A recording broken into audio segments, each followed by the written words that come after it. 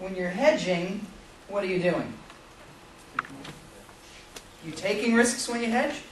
All right, hedging is a strategy that involves avoiding risk, not taking risk. All right, we hedge just like hedging a bet. All right, what are you doing when you hedge a bet? You place another bet to reduce the likelihood that you're going to lose money in the event that things turn against you. So when you're hedging an investment, what you're doing is you're actually taking a position that protects you against a loss in the one investment that you have. And where is this commonly done? What kinds of companies are going to be common users of hedge positions? Commodities. All right, any company that is involved in buying or selling commodities. All right, any company whose business is wrapped up in or affected by commodity prices.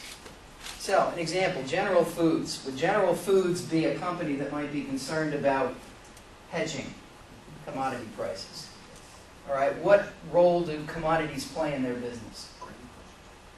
Okay, grain prices. What role do grain prices play in their business?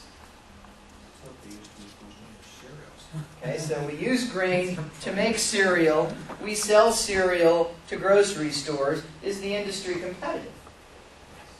Is the market for cereal products and grain products, is it very competitive? Yeah, highly competitive market. And how would you describe the nature of the product? Is it a specialized product? Is it more of a commodity product?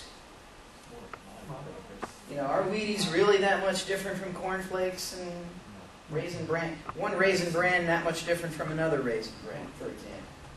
All right, you go into the store, you're going to buy Post or Kellogg's, or you're going to buy whichever one is the lower price. So they're price sensitive. All right, any kind of a commodity product is going to be very, very, very price competitive because a potential buyer is looking at the commodity and saying, well, there's really no difference between A and B, so I'm going to take the one that has the lower price. And if we reduce it down to 2 bushels of wheat, okay, one came from a farm up the road, the other one came from a farm down the road, we're really going to look at those and say these are pure substitutes. So I'm going to take the one that's being sold at a lower price.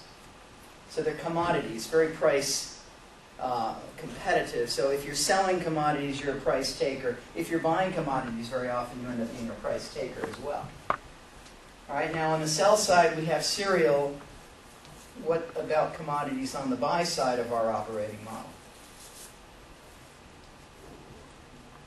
And we have to buy the grain, correct?